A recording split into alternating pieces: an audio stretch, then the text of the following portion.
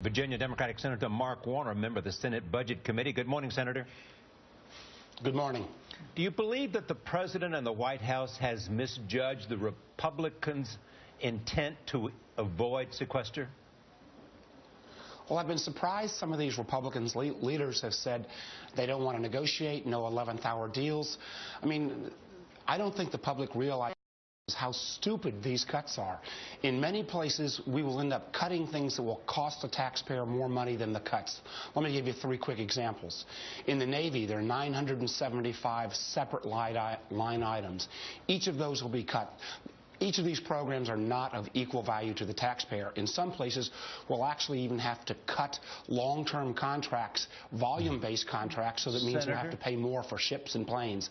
You know, we're also going to be cutting back on NIH grants, not being able to finish meat inspectors, so price of meat will go up. I mean, we got to do something other than have this. And the Senate will actually have a plan, half cuts and half revenues, but what the House will do, who knows? We'll get to that Senate plan in a minute, but I mean, the President's clearly trying to fan out and talk to the American people about this, but why is there no negotiation right now between the President and the Republican leadership? Whose fault is that?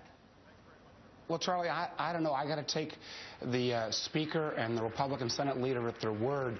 They said no 11th hour deals this time. They didn't want to deal with the White House.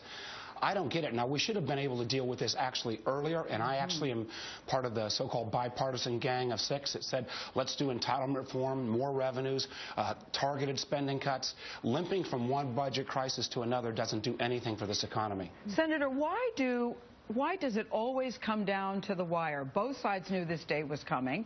What can you say to both sides without blaming the other guy? I think people are so tired of this tit for tat on both sides. Why do we always get down to the wire? You know, I don't get it. I was a governor before I was a member of the Senate. I think you've seen governors in both parties the last couple of days say, hey, come on, guys, get your act together. Yeah. There was a group of us in the Senate that had a broad $4 trillion bipartisan plan. We never got a vote on that plan.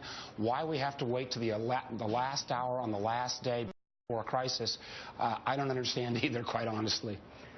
Senator, your new plan, the Senate plan, I should say, will include both spending cuts and new revenues to sort of avoid this sequester. Explain what those revenues are, and can you answer the Republican argument is that we're done with the revenues. We already addressed that. There shouldn't be more revenues or tax increases.